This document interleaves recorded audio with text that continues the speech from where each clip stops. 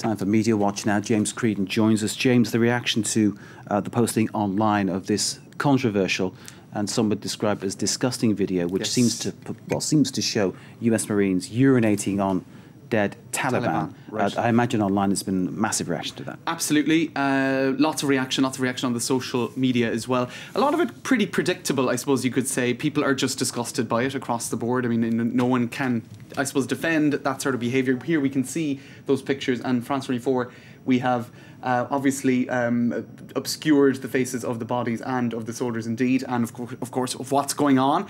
And if we take a look at some of the reaction online, Sarah Holmes Bob, a US soldier who served in Afghanistan, told a media in the US that soldiers don't feel sympathy for the enemy, otherwise they couldn't kill them.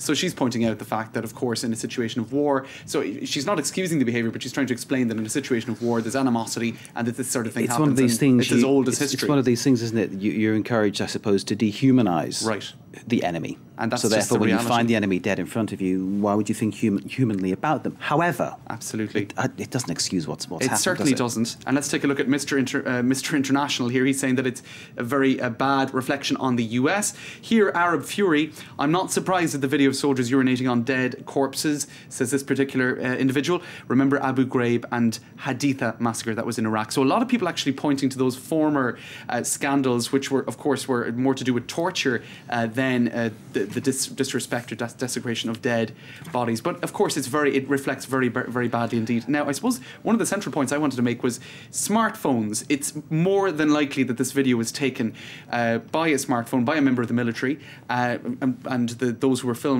were aware that they were being filmed. That's pretty clear from the pictures. Now, this is a magazine called The Military Times. It's also a website, and it points out on the 6th of September last that it has been policy in the Marine for the last number of months to roll out a programme where all Marines would have access to a smartphone. That, I suspect, might now be a policy that they're regretting, because what we see now with smartphones and with social media is things that might well have taken place for the entire human history, you could say. War has been existing for as long as man has been existing, and disrespectful acts in war, that's as old as man as well. But what's new about this is not this sort of behaviour one could suspect, but the fact that it's now recordable and it gets out there, and that's what's different about the current age that we're living in. As you can't get away with this kind of behaviour anymore. Things have happened in war all over the place, but not caught on film. Absolutely, that's what's different. Now, a quick look at the reaction as well. A lot of very critical reaction in media around the world. The voice of Russia here is calling the US a urinating democracy and saying if this is the kind of democracy they're trying to bring to Afghanistan, that's not very positive. This is a French media, France Info, a radio station here. They're pointing out that some American media decided to blur the faces of the soldiers but not the bodies, and they're saying that was there's clearly a judgment call here. It's the same. It's almost the same offence, isn't it? Right, almost the same offence. It's disrespectful to, I suppose, what was happening and to those bodies. I suppose in the US they were perhaps more mindful of lawsuits, etc. And then you can see here across the board, CBC, of course, that's just above the border in Canada. They blurred out what was happening, and indeed the Taliban. The dead Taliban as well. So a lot of controversy about what part of the photos or the images were blurred. Okay, we'll move on. Dominic Strauss-Kahn, a man who's very seldom out of the headlines here, creating another embarrassing headline. Yes, this is in The Telegraph. Now, it came out in the media yesterday in France, but I think it's interesting to look at how it's being portrayed internationally.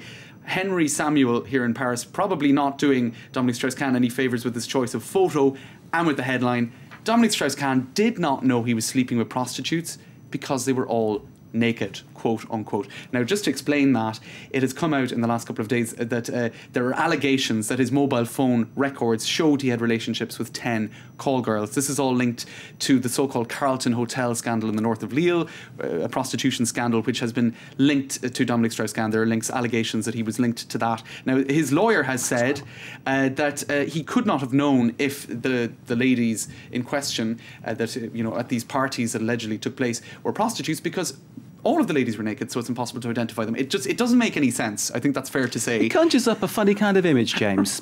Because I don't think a prostitute, if she were wearing clothes, would have something saying "I am a prostitute" on it anyway. I mean, it doesn't make any sense. One has to ask oneself how they come to be there in that state without organising some kind of arrangement.